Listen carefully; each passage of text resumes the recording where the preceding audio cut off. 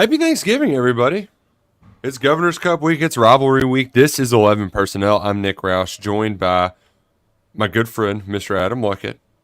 As always, brought to you by our friends at Monticello Bank. Mr. Luckett, feels like it's been a whole 2 hours since I last talked to you. How you doing? I'm doing okay. I've had better days, for sure. Weeks, months. It's been rough. When you only win one game since September, I went back and looked. Yeah, it's only one game since September. There's a reason why Kentucky football fans are down on the Wildcats.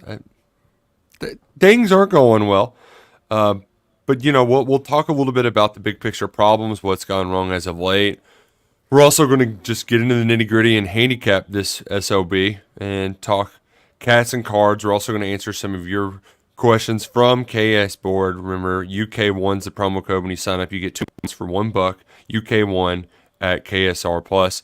But before we get into all the nitty-gritty, I do got to remind you about our friends at Monticello Bank.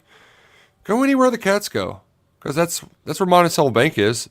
It's where the people are first. It's been their motto for 128 years because they're putting people first. And now you can bank wherever with the GoNBC mobile app, whether you're at home, on the road, following the cats, or you can go see them, 21 branches in 14 different markets across the state, where people matter at Monticello Bank. You can find them online at nbcbank.com. Monticello Bank, an equal housing lender, member FDIC. Look it. We've had a lot of time to reflect on what the hell's going on here. I've shared some of my thoughts on KSR Plus. Some of the folks I've talked to, some of the things I've heard along the way. And, you know, it's not all great. It's not all terrible. But it's not all great at Nick, all. Do you remember the buzz around this team in fall camp? Yeah. Yeah. It was fun. A lot of fun. So what happened? That's what I really want to know. Like, what went off track over there? See, and that's the part that's very difficult to know, because the sense that I got is really just there's not really any leaders just holding this thing together. And the way that Mark Stoops has built this thing,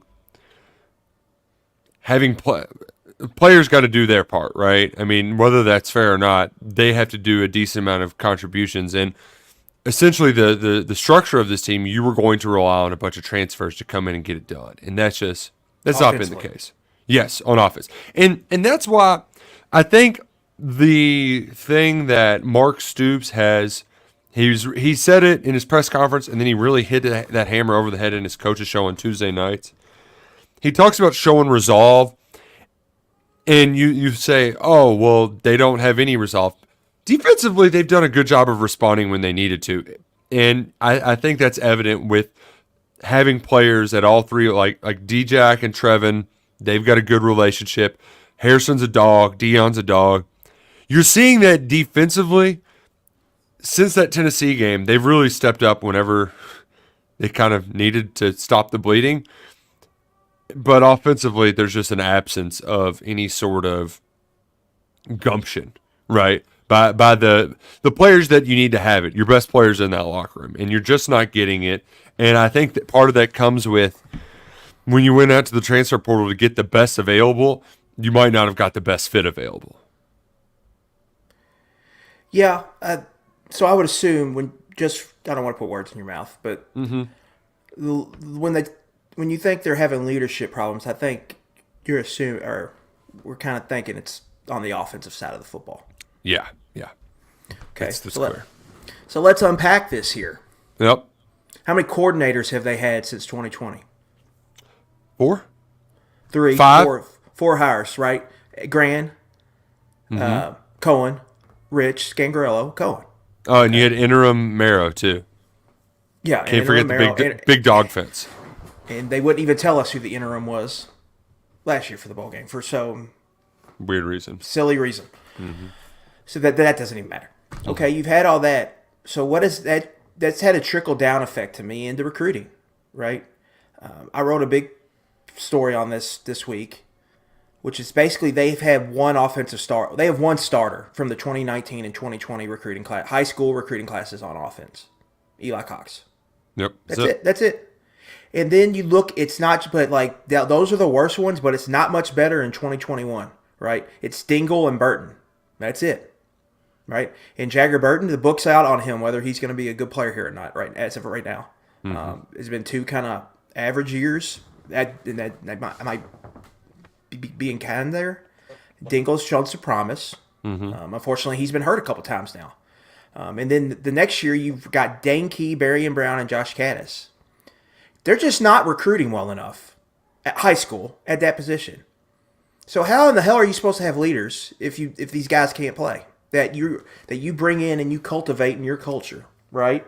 Yeah. Like I hear like what Cohen said, we have to find leaders like in the portal. To me, that's ass backwards. Right? Isn't it? Like you should. Those are the guys. Your leaders should be the guys that have been in your program for 4 or 5 years. Well, yes, but also how Kentucky's always had transfers at quarterback. Your quarterback needs to be a leader. So yeah, but there's like I'm sure a lot of this is on Devin Leary, but he's not the only one. I would assume. Yes, that's correct. Now, my thing is there's the structure of it is just broken, right? Yeah. They're a mercenary offense. Mm-hmm. They went out and hired a bunch of independent contractors, essentially. And it's blown up in their face. They hired the wrong ones. They've gotten some bad fits, it seems like. And it's concerning that this is where they're at. And it's frustrating that this is where they're at. The way they're recruiting on offense is not sustainable.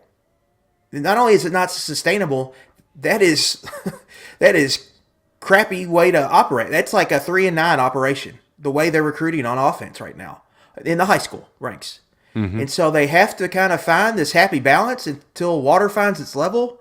But first things first, man, like you need to get better at recruiting high schoolers. Like Shamar Porter, need him to be good. Kobe Keenum, you need him to be a multi-year starter. We've heard good things about Malachi Wood. You need him to be a player for you.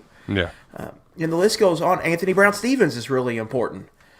And that, to me, that's just kind of that's the story in a nutshell, right? They really let maybe one bad recruiting batch kind of ruin this thing. And then there's the questions, Nick, I have. Yeah. There's a guy on this team who quit last year. Yeah. Like, I think we've reported that. Yeah. I always say essentially quick because I'm trying to be nice to Tavion Robinson, but he's the oldest. He's the only receiver in the room that's over a second-year player besides DeKel Crowdis, who, I mean, he might have what's that guy? Yeah, so I just, that's just, I don't think that's how you should be operating over there, in my opinion. Now, I'm not in the locker room, whatnot, but we can only kind of go on what we know, right? Mm-hmm. And there's a lot of problems over there. And it's, I worry because they're going to have to go portal heavy again, right? They're going to have to be very careful and get their kind of guys. But, I mean, I think this is going to be an issue again next year. Like, who are you going to get that's going to come in and be a leader? What that means, essentially, is they practice like crap. Yes. They don't do what they're told, essentially. Heath is asking, what does leadership really mean? And a lot of it just comes down to daily routinized practice habits, because the way that Wan'Dale Robinson and Will Levis became leaders is because they just went in and did the work, and so they gained respect, and when people told them what to do, they listened. And like the part to me that's really frustrating is, I mean, Leary hasn't done this. He's certainly fallen short in that regard. He's fallen short in a lot of ways. I'm not going to try to be too hard on him because it's been a bad year for him. The one that really just kind of made me mad the other night, like it was Ray chirping on social media, because he's talking out of both sides of his mouth, right? Like a leader doesn't commit a penalty that is responsible for erasing a third down conversion, I mean, Right. and Kentucky has the worst third and distance to go. I think it's something like 8.8 yards per. I got to go and check this, but their third and to go is the worst in the nation. It's because of stuff like that. And then you can't go and make mistakes like that should be basic routine things that you've worked your way through, and then also complain about not getting more carries when you're just doing things that self-inflicted mistakes. So a lot of it is just good, positive, routinized habits that that this team has not formed, and I think they're not playing. Well, they're not playing team football. yeah. There's probably some individual stuff going on. But Nick, like, if you bring a guy off the street who hasn't been in your system, some that maybe have been at multiple schools, you have to know that's a threat if things get sideways, that they're probably going to. Yeah. I mean, the goal is to get players to the NFL. Or they're trying to get to the next level. So there's going to be some me over we. And that's, but when you get guys from the high school and you can get, if you get them in where there are multiple years where they take pride, where this is their school, their program. And that's the difference. That's what they're missing right now. In the NFL, you have vets that have been there for a while, so it works, right? But offensively, they don't have that. And the thing, I forgot where, I guess we were talking about the football podcast where you just get the extremes. I've got a lot more in the insider notes on KSR Plus, but the one thing that I've heard some wild stuff about how bad this locker room is, but then I've heard the exact opposite spectrum. We're like, no, everything's fine. This is totally normal. And I think there's a degree to both, right? Where like it can seem very bad at times because people are pissed off. But also this happens at the end of every season when players who don't perform well just start saying they'd be better off somewhere else and they're just going to go in the portal and they'll be better. It's amplified when you only win one game since September. Right. When you won five in your last six, yeah. Yeah. Like you're going to think that it's not a me problem, it's everybody else problem sort of deal. So, but I do think there is the lack of leadership has made there's nobody in there keeping that locker room in shape. So when stuff's going astray on the offensive side of the ball, like you mentioned Eli Cox being the one guy, like he tried really hard to do that, but he also hasn't played well enough. Same thing with Kenneth Horsey. Like that dude just hasn't played. Like you needed for that to work, you gotta be a badass that everyone respects, right? And imagine doing that to some of them receivers trying to get their asses in line. You think that's gonna work? Like it's just it's tough. I mean, it's they're in a bad spot, and so I think what a lot of the in hindsight, the roster construction was bad. But you know what? The crazy part is if Leary's better and they win a couple more games, like early on, right? That's the sport, though. Yeah, like that. But that's what's crazy is if they just win, if one or two more of those early toss-up games, like none of this just unravels in the nature that it has. Yeah, but I think a lot of that too is like, what if I won the lottery? Well, you didn't. So we got to talk about what's real and what's here right now. Yeah. And like Mark Stoops said, I don't like living hypotheticals. We're not doing hypotheticals here. You are what the results are the results. Let the results be the results, and that's what we're doing here. They gambled and lost, right? They made a big gamble with the portal, and they lost on their mercenary bets.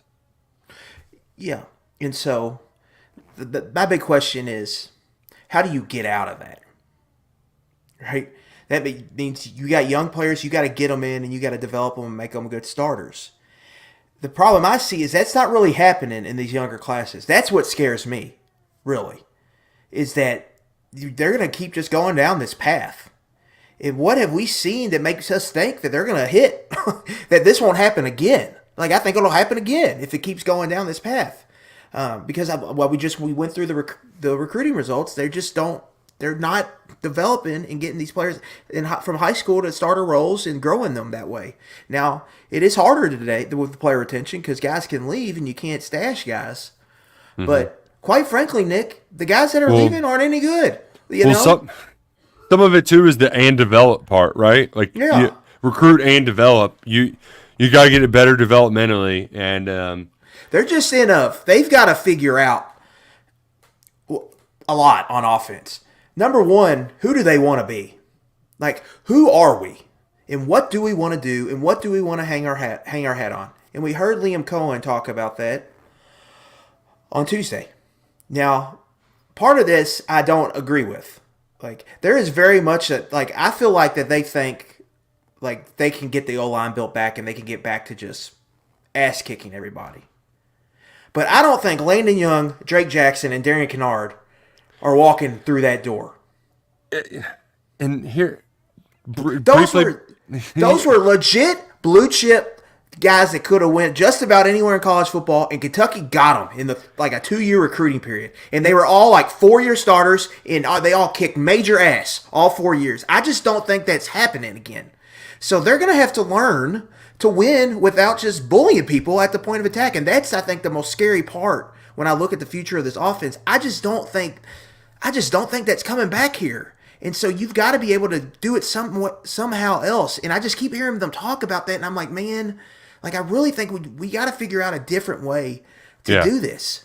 Yeah. Well, and to your point, Luckett, I mean, there was a stretch that the state of Kentucky produced Jedrick Wills, Landon Young. Yeah. I mean, who's the last state of Kentucky? Guys, come on, let's get some. Eli Cox is more the norm. Not to say anything bad about Eli, but he's going to be a multi-year. He's like Mason Wolf was a good player that played a while, rotated. That's more exactly to your point. The problem is the state hasn't done a very good job of producing that sort of talent in recent years. That's you why hope you can get some of those from Ohio, but to your point, and that's why he's saying that, but there's also part of it where they're talking about all right, the other part of the equation that I think you might agree with is that Cohen talking about going to a more up tempo.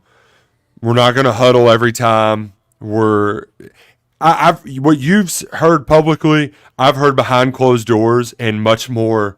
It's been reaffirmed. Matter of fact, yeah, we're going to go about it this way now. Stylistically, how much of the pro concepts where you've got to mix in the run, the physical run game with the play action, how much of it includes spread now? That I'm sure Cohen's going to spend 3 months trying to figure that out, and watch tape and all that. But I am pretty confident that they are going to at least get to that point and try that. I also wonder how much of when Cohen says we got to be physical at the point of attack and all that sort of stuff is just that's just what Stoops. It's just we got to say this over and over until we start getting dudes who are going to start punching the opponents in the mouth in the trenches. Yeah. Yes. I think I don't want to be all negative, Nancy. I think what Cohen said I needed to hear. I think it was a good thing. And now it's low-hanging fruit to kind of say, why wasn't he doing it this way? Mark Stoops hired him to run a certain style of offense. Yeah. Right? Mm-hmm. Now, that style is just not working here. It's not hitting here. Yeah, it hit with the right guys, but you had 3 pros in a pro style offense, and you had a bunch of pros. Even then, they weren't. They were running the Rams offense, but it was like an offshoot version. It wasn't because I think they thought they would come in run wide zone play action and just be a bear to deal with, and it didn't. It hasn't really worked out like that. But I think what Cohen said was good to hear, because now it's all right. Figure out what guys who have been in the NFL that are running college offenses are doing. So, watch Ohio State with Ryan Day. Watch Sark with Texas. Watch Jed Fish with his offenses at Arizona. Guys like that who are having some success kind of blending, where they still do get under center and still do that stuff, but they can mix in tempos and do all of that. That's what Kentucky's kind of got to figure out. So that was a good thing, I think. I was worried they're going to be dead set on huddling. Yeah. And it seems like they're okay with getting rid of that. And then they got to get out of the. I know a lot of this is like to be in the condensed formations, because if you're in condensed formations, it's harder to play man coverage. You can get zone. So if you know what zone a team's comfortable in, it's easier to read. That's part of the reason why you do it. But that box is just getting too crowded, and the line they have just can't handle it. Yeah. Spread it out, make it easier on those guys. Get your athletes in space. Take advantage of the hash marks. Take advantage of some of the sub rules when you can go tempo. So I think that was good to hear. Now he's going to have to talk to the head honcho about how fast he can go, because we know Mark Stoops does not want going 100 miles an hour. But like, they were no huddle throughout Grant's time, Nick, and they would mix in tempo with him. Yeah. So I think it's going to look some more like that, I would imagine. So there was somebody who asked me on Twitter, well, why didn't they do this sooner? And part of me says maybe they could have during the bye week, but I don't think you can just... Bowl game, I think you'll see them dabble in it. Yeah, because here's the thing, is if you do the same thing for 4 months,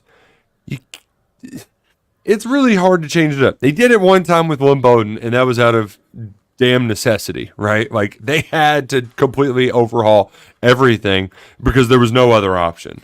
Yeah, I think a lot of this too, Nick, like, I think Cohen probably wants to and needs to do a real kind of deep dive and figure out like what exactly fits their personnel, fits their structure, and will succeed against SEC defenses.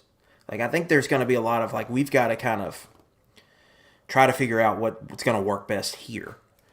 And so that's just not, hey, go, let's get in stacks and run 4 verts all game. I mean, it's not, it's more, I think it's a little bit more complicated than that. So they have to figure it out. And Cohen has to figure that out. So, I mean, I think it's a fair criticism that why didn't they have like something like baked in this year, especially with Leary's background, to kind of do some of that stuff. So I think that's fair to criticize it, but they've kind of committed to what they wanted to be. So you got to try to figure that out the best you can.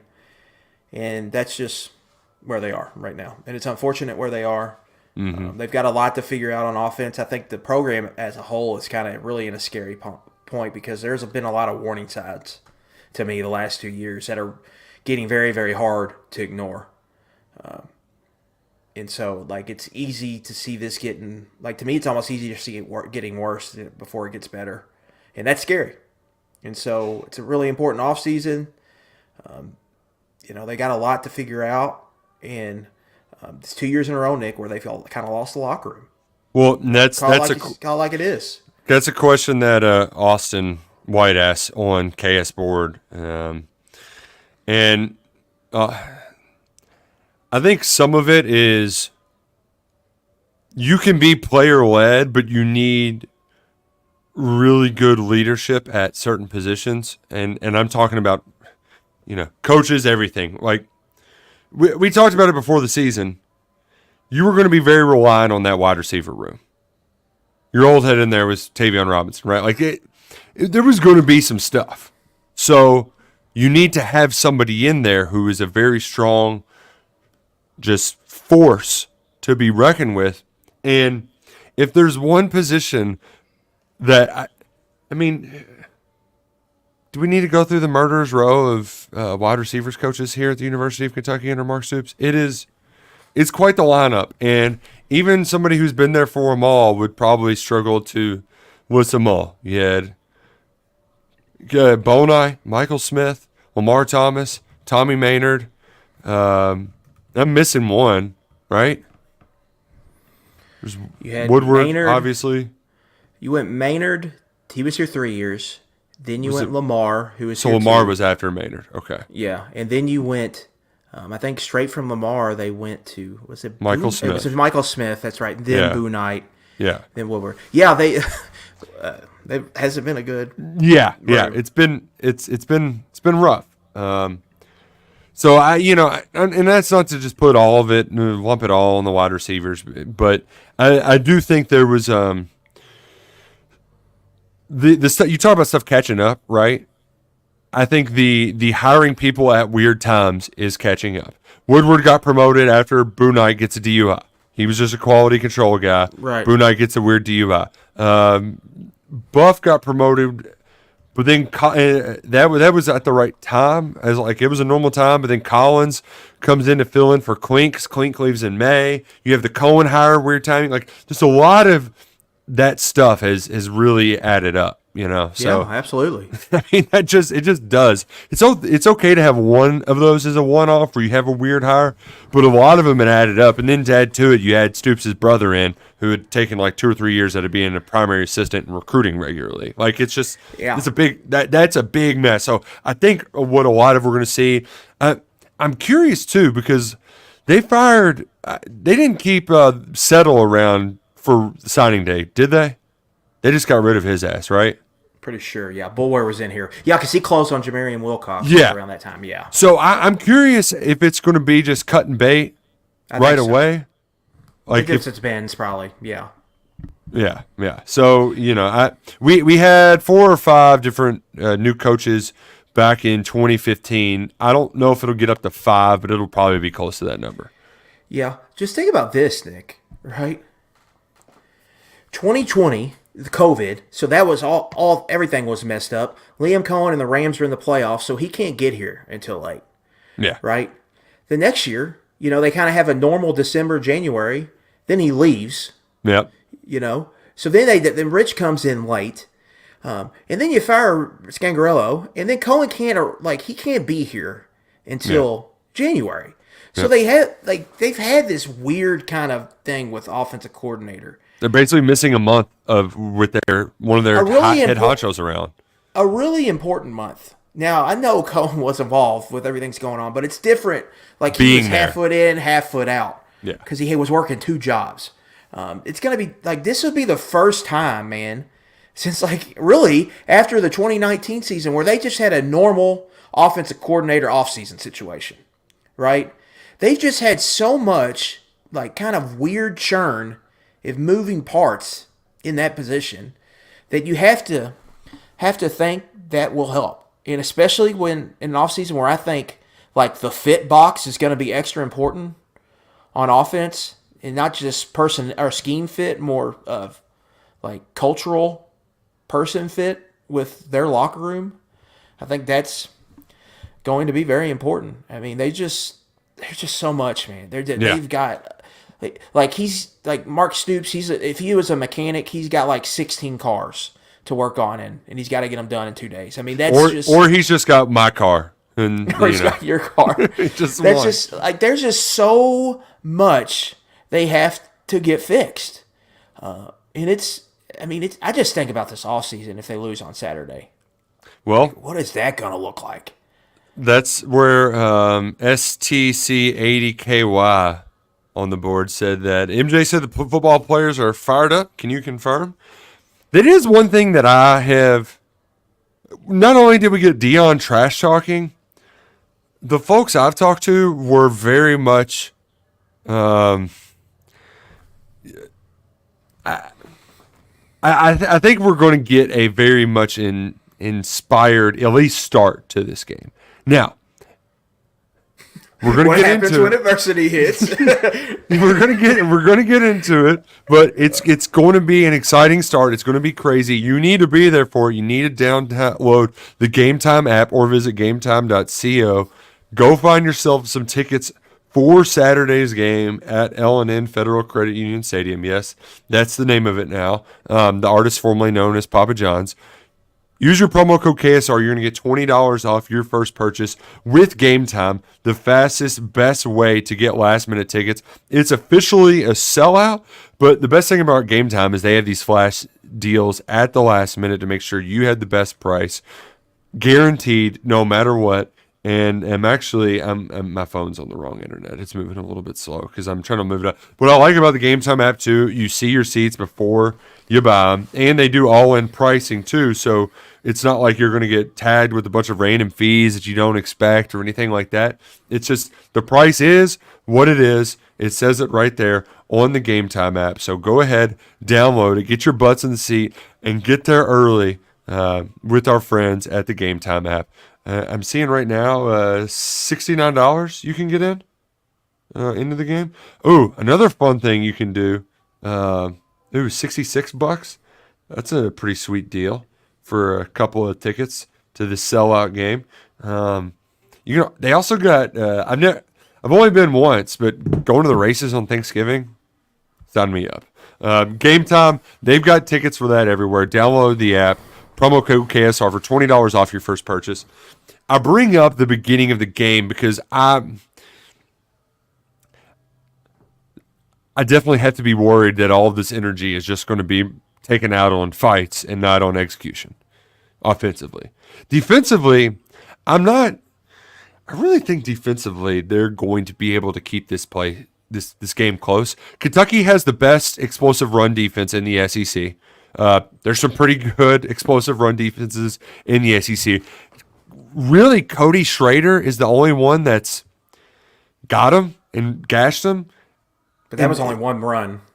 Yeah, I mean, like that, they've done a great job. I want to say it's 4 rushes of over 20 yards they've allowed all year, and that's what Louisville really makes their hay on, right? Even though Jawar Jordan hasn't been healthy for the last couple of weeks, Isaac Garindo's a physical back who he pops a couple, right? He had that one against Virginia that saved the game for him, but that's Louisville's best offense is just turning around, handing the ball off, and letting them get a big run.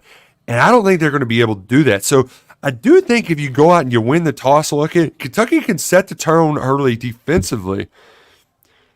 It's just offensively, what are we going to get here, right? Because the quote after the South Carolina game that Liam had about like, well, you run it well, and then the pass would fall apart. You pass it, like that's just been the whole year for this team. So I don't know what the hell is going to happen offensively. I'm with you on defense. I think the defense is going to play good enough for Kentucky to win this football game. I just don't know. I don't think the offense can do it. You kind of look at Louisville, Nick. Just if you were going to tier offenses Kentucky has faced, Louisville's in that group with Florida, Missouri, and South Carolina. And even the Missouri score is big, but you kind of have to look at the game script. Mm-hmm. And Kentucky held them under 5 yards per play, really took Schrader out of the game. And then Brady Cook didn't get really any explosive passes. It was a bunch of dink and dunk. His runs almost hurt him as much as anything. Right. And so, like, I think Kentucky's going to hold Louisville to right around 5 yards per play, and then depending on field position and turnovers, I think they'll probably hold Louisville to 20-ish points, and they're going to be right in that, right there. You have a chance to win it if that's the case, and I think it will be the case. I just worry about Kentucky's offense, Nick, to your point, right? I think we'll know. I'll almost feel like I'll know first drive. If Kentucky goes down and scores on their first possession, I think they'll have a real good chance to win this game Saturday. If they don't, I think they're probably going to lose by like 10. And then we got to kind of look at the results, Nick. This offense is not good on the road, right? It's not traveled. 17 points, offensive points against Mississippi State, 14 against South Carolina, 31 against a bad Vanderbilt defense, 13 against Georgia, which might have been their best performance of the year. They haven't been good away from home. And we've really seen them in two like rowdy atmospheres in this. It was Georgia and South Carolina where the game was not where they didn't get a defensive score to kind of make it different, and they couldn't handle it. Was it 21-0 at Georgia or 14? They all run together for me. I don't know. They all run together. But the long story short, they just haven't handled playing on the road well offensively. And how do you trust them this week? Mm-hmm. Leary's getting passes batted down at the line almost every fourth time he drops back. They're going to have some protection busts against a Louisville defense that's going to bring a lot of pressure. And Louisville has got physical, sticky man corners who will hold and grab. And as a receiver, you got to play through contact, and you got to win at the line of scrimmage and get guys off of you and go get open. What makes us think that Kentucky receivers are going to be able to do that? You know what I'm saying? Yeah, I just thought it's hard for me to see it with the offense, and it's really, really frustrating because I feel like it can be another game, Nick, where it's like, man, if they could just score 24 points, they probably win this game. And it's kind of but how many times could we have asked that question in the Mark Stoops era? And that's kind of how I see that game playing out. And that's the part too where if you had the Barryon Brown that you thought you were going to get, there would be a time where he would get free on one of those pressure packages and just get loose for a 75-yard score. But you haven't seen it, right? Yeah. Like you need the guy that can just catch it and run away from him, and he has not done that. I just don't. the guy that was just like weaving his way through an Ole Miss defense that was not that bad. I don't know what happened to that guy. It looked so natural. It looked so easy to him. And, I don't know where that guy went. And the part of it that worries me the most in all of this is just the confidence in these players when things don't go their way. Do they even trust that if the right play's called up that they can execute? Because that's what a lot of it comes down to is Devin Leary not trusting his arm and just throwing rifles in. It's not just floating out there and letting your guy go make a play. There's a lack of trust, a lack of confidence with one another because the offense has played bad team football all year. And that's why Cohen's statement rings true, right? Because it's just one bleep up after another. The run, you got a good run drawn up, guys are blocking the wrong guys. You got a good pass drawn up, guy drops it. If ball's bad, it gets a bad throw. Like, it's always somebody. It's always something. It has been a bad team offensive operation. And we thought with Liam Cohen, that was going to be the positive, right? And that was going to be how we got through the Rich Scangarello era. And I think that's what's most frustrating is Rich just didn't know what the hell he was doing. Liam knows what he's doing, but he can't get his guys to do it. And it's just like, yeah. Ugh. I think the record's the same if Scangarella's here. Yeah. I don't know if it's any different. It's It'd been slightly better. I know somebody was like, well, their offense is scoring 3 points less than Liam's first go around or something. It's like, all right. Yeah, to me, I think all of that, you could have made that case. I was making that case online, really, for most of the year. But that South Carolina result was damning to me. Yeah. Like, that's gonna be hard for me to get over, personally. And I think it's going to be hard for a lot of people to get over. Well, and to before you finish your thought quickly, because even though the look to Barryon Brown's there, what makes you trust that Barryon Brown could make that play over 10 games of the season? Like, that's where the disconnect is, right? Just because it's a good play design and he got past the guy and he's free doesn't mean that we believe he's actually going to execute it. So does it actually make it a good play? So that's where I can agree with you. Proceed. It's just I don't care if you're running the tush push all the way down the field, or you're running a veer and shoot, or you're running Shanahan McVay, or you're running whatever. You've got to go score points on that South Carolina defense. Like, just bottom line. Like, no ifs, ands, or buts about it. Just go score points. And that they didn't do that in a big moment in the season. And like, it was just a damning result to me. On top of, Nick, like, you lose to Vanderbilt last year, which you can say the defense didn't hold up its end of the bargain, but like, all you had to do was score 24 points in that game. You win. We keep pointing the finger at this, that they just can't score. That offensively, they just can't figure it out, and they've tried everything. And it's really frustrating. And until they can figure that out, like, I think we're going to have the same issues. And it's only going to get harder, man. Like, Josh Heupel's at Tennessee, Jeff Brom's at Louisville. Those dudes are going to score points. Like, if you want to beat them, the two fan bases that matter the most the two teams that matter the most on your fan base's schedule, the two teams you got to beat to get you want the money, you better go beat those teams. You want the fan support, yeah. You want people to pony up, yeah. So you got to go score points, man. Like, it's simple as day. And until they can start doing that, like, what are we even talking about? That's really what it's all about. And that's why, it's just so frustrating. And then, like, you just give wins to everybody else now that matters less. Everybody else in your division, that matters less now. But, man, it's embarrassing to go 2-7 at home in your last 9 SEC games. It's bad.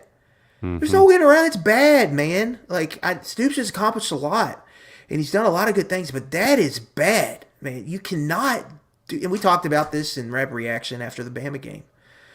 Like, that's a big part of all of this is winning home games, beating teams your fans like to make fun of. That's a big part of all of this. Like, there's some games you just gotta win, and man, you let these other teams dangle it over your head, And that's when the support dries up when stuff like that happens. And you just got to win some of these games. They're losing games, the 50-50 games that they can't lose. And now all of a sudden, Nick, they can't win a close game to save their life. Like we get in the fourth quarter of these games, and it's just like the Monstars come and steal their talent. I mean, it's just been really, really frustrating. Well, you say that, but tell me what that fourth quarter looked like in South Carolina. Couldn't do the Sean Bradley when he just starts walking down the court like a zombie. I do want to mention before we start wrapping this thing up. Can we please just pick off Jack Plummer a couple times? I would really like that because he's not very good, and that's how you keep this thing close. Because the defense is one in general, yeah. Yeah, like the defense kind of bailed out the offense there for a while by turning over opponents early in the year. So my worry though is just they're not throwing it Max Harrison's way. Maybe Jack Plummer's unwise enough to do it, but they're just not throwing it his way, and he's the guy who's making all the plays. Yeah, I think a lot of that's stopping the run, get rid of the balance. Yeah. I mean, imagine tush push when Lynn Bolden was here, guys. Just imagine that. Biggs, just imagine it down the field. It would be funny. Or even when Benny was here, they would have just taught Benny how to take a snap, and they would have done that all the way down the field. Oh, man. And so, I mean, if you can make, like it's anything, if you can make a one-dimensional, that's going to help out. And then Plummer, Nick, even against Miami, it was a lot of like dumping it off the tight ends. Yeah. They're very much like, they've even talked about this, I think, to like the broadcast teams and any Louisville broadcast, you hear them talk about complimentary football, get a lead, run the football, sit on it. Oh, this is how Louisville wants to play. I think that's Brom telling them, we want to run the ball. We want to get a lead. We want to play to our defense. We don't want to make mistakes. And I think he learned a lot of that playing in the Big Ten. I think Brom from 2015 probably would have been different, but I think that's where being in the Big Ten helped him. They were kind of figuring out, especially when you got a good defense, just play complimentary football, don't make mistakes, let the other team make mistakes. So I think that's but if you can't stop, if they get the run going and they get the play action pass game going, it could be a long day. But yes, you can force Plummer into some mistakes, and that's key to the game, right? Is that he misses on some throws. Maybe Kentucky gets a pick or a sack fumble, something like that, or he makes kind of a big mistake, and that can maybe swing the game. So yeah, that could definitely happen. But we'll have to see. I just don't know if even if it does happen, I just don't know if the offense is good enough. Nick, they haven't scored a fourth quarter touchdown in any of these close games. Yeah, in any of the close games whatsoever. Hey, did you see the line is up to 7.5 on FanDuel? I did see that on FanDuel today. Our friends at FanDuel, Louisville is minus 7.5. They also have some player props up early too. We got a couple written down.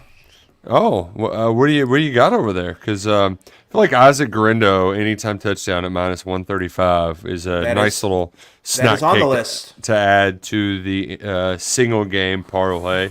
What else you got in there, Mr. Lucky? That is on there. I've got Jack Plummer over 240 and a half. Okay. Because I think Kentucky is going to stop the run, and that's going to force them to get a little pass heavy. But Kentucky has given up. They're willing to give up completions. So give me that UK team total, Nick, under 20.5 for the reasons we just talked about. They just have a score on the road. And then first quarter under 10.5 points. All right, for the Cats. Just for period. the game under 10.5. Oh, well, sloppy start. Ooh, that's a 10-1 single game parlay. Ooh, that is tasty, Mr. Lucky. We didn't hit one all year, and we're going to do it big to end the regular season. There you go. Love it. Absolutely love it. You can get in on the action with our friends at FanDuel. Download the FanDuel Sportsbook app, America's #1 sports betting app in the world. Put in promo code personnel, place a $5 moneyline bet, win it, $50 in bonus bets instantly. Folks, there's plenty of sports going on right now. I was watching a little Maui Invitational final here. Thought Marquette was going to hit the three to send it in overtime. Plenty of opportunities to win that $5 money line bet. Get your $150 in bonus bets with our friends at FanDuel. Just use the promo code personnel when you sign up or visit FanDuel.com/personnel. Must be 21 and present in the state of Kentucky.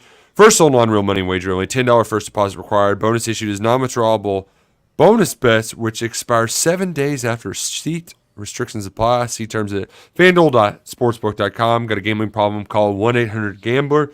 Will this be your first time covering a game at the University of Louisville? Went in 2021. You did do 2021 too? Yeah. My wife called me frantically because the dogs were fighting at home and she was pregnant. I remember that. So that was my biggest memory from the first time. That and the prime rib. Oh, gotta love a good carving table. We had one at South Carolina. We're probably going to get another one. I'm curious for the YouTube chat. Do you got anything I need to share with any of the Brahms tomorrow? Like, what kind of trash talk should I work with here? Or should I just, like, straight stunner somebody through a table and try to knock them out? Like, is that our best hope at winning? Is Jeff showing up in a neck brace? No, see, that would backfire. You should walk up to He'd show up in a neck brace and do the, like, do I have a pulse? Yes, I am. Let's play football. You should walk up to Jeff just straight right in the face. You know Mike Lazer's a better coach than Dennis Lampley, and then just walk away and see what he does. Oh, man, that'd wreck him. Or I thought you were to say walk up straight to the face and Ryan Lemon his ass, just drop him.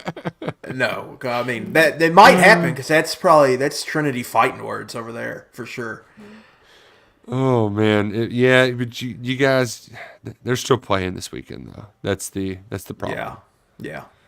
They are still playing this weekend, which semifinals. It's always, how many Thanksgiving practices did you get to attend? I got to go to 2. That's always, you're doing well if you're playing football on Thanksgiving. Yeah, 2. Varsity. Sophomore and junior year, we made it to state, so we had practice this week. We even had a little bit of snow flurries for one of them. And, like, Thursdays are walkthrough anyway, so it's kind of fun to just, go out there with sweatpants on and cleats and run around in the mud. It was definitely muddy that day as well. So to all the high school football teams that are still playing, good luck this weekend. It's a blast. You'll have the time of your life. Should be good football weather, too, in the 50s this weekend. Awesome. And for fans, too, we were talking about on the way out of South Carolina, the weather has just been absolutely immaculate all year. You got a little bit of rain at the end of the Missouri game, but for the most part, it's been great. You're getting a noon kickoff, so you're getting the peak heat of the day at Cardinal Stadium. So it should be a lot of fun. If you've never been there before, just half-price beers on the party deck before kickoff. So you can get 2 beers for $9 on the party deck before kickoff. A little insider info there. You talk like someone who would know. I also may have gotten hustled out of it from one of the Rocket men because he was on the beer deck, but I was like, he rang me up and I'm like, dude, it's half price. He's like, it's half price over there. I'm like, you jerk. Nick, where are you at on this game, pick'em wise? I think I've kind of made what I'll be saying known. 24-14 cards. That's my say. You stole my score. In fairness, I gave John Hale my score on Monday, and even though I am feeling better, because like Harold later does their predictions, either Monday or Tuesday I gave it to him, and like I actually am not. You're falling off the cliff right now, and I'm trying to throw the rope to save you. Joe Burrow injury really happened at a bad time for you. Kenny Pickett, he's about to come to town. Matt Canada's fired, right? Like I'm walking on sunshine right now as far as my NFL team goes. So I'm not as in dire straits as you are, and I'm feeling a little bit better. But ultimately, I just have so little faith in Devin Leary and this Kentucky offense to go on the road and get it done. So that's where I'm at. I think it might be close for a little while. But ultimately, Louisville pops a few. They're opportunistic, right?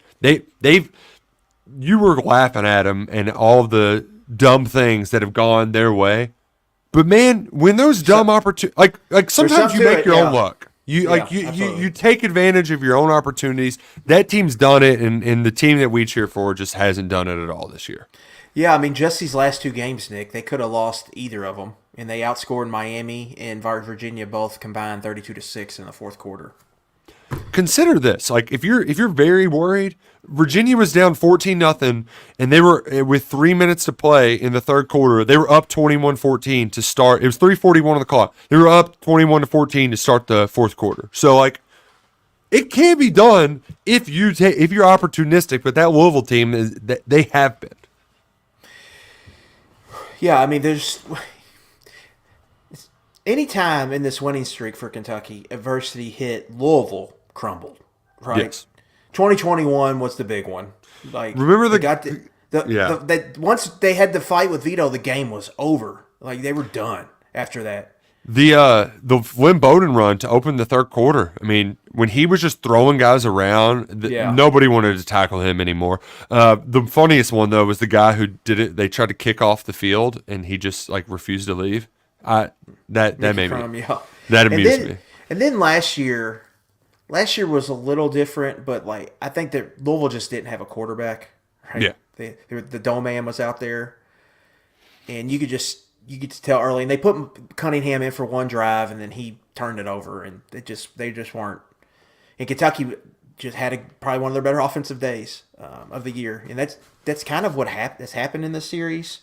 And they would need that on Saturday, I think, to win. But you just have to trust this little team more, man. Like when the game's on the line, they're making plays, and everything's hitting right for them. For Kentucky, they're not making plays, and everything's going against them.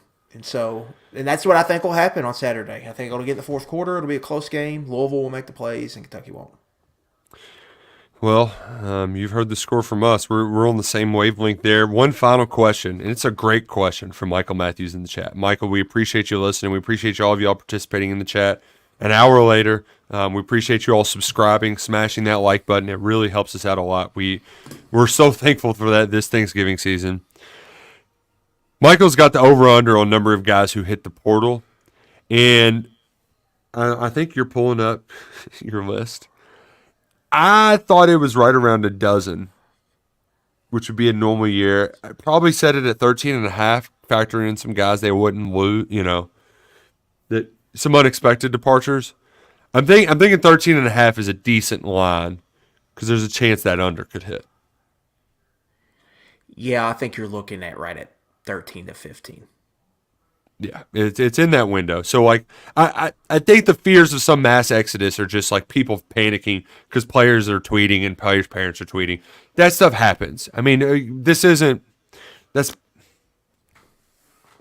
what you happen when you have a bad team, right? Like, the players' parents, they've been talking all season. It just manifested on social media. You hate to see it, but, like, that stuff comes.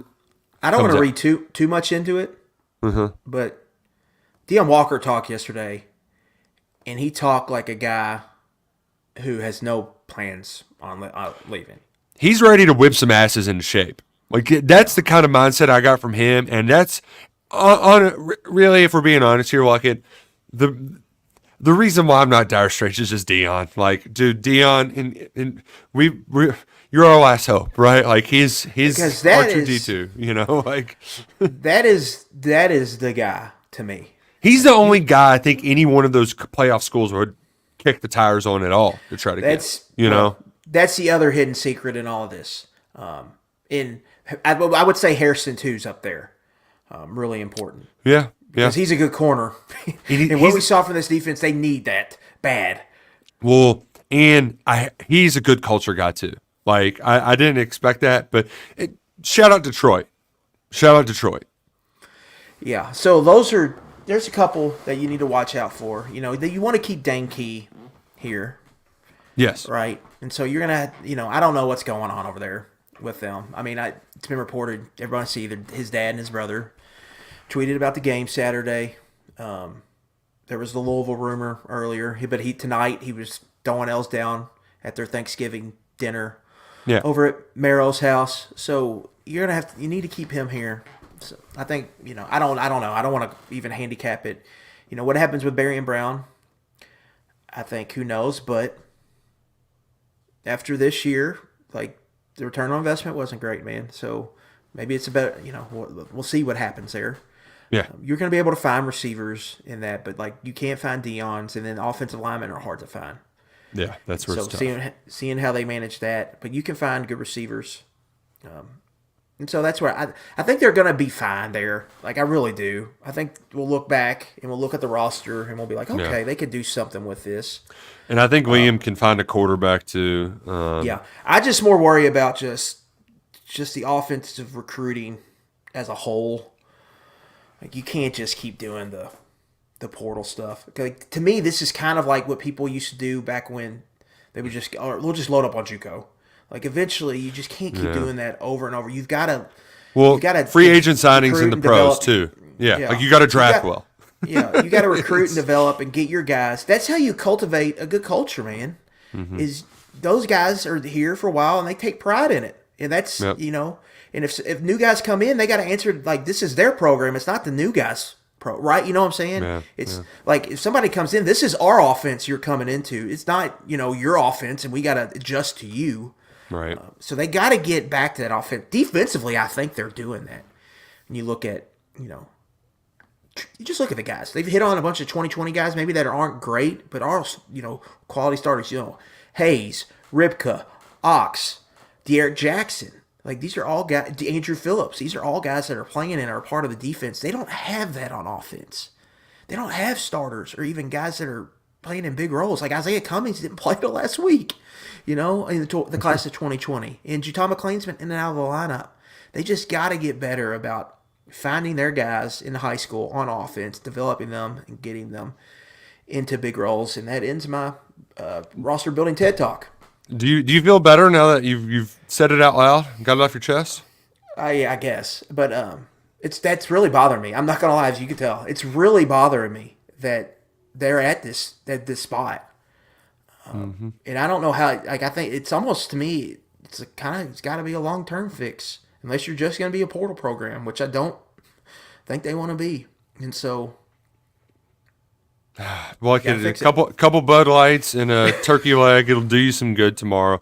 We hope everybody here has a safe and happy Thanksgiving, and we really hope the Cats do something crazy and win a 5th straight over the Cards and continue their domination in the Governor's Cup. It's at noon Saturday on ABC. 11 personnel will be in the house.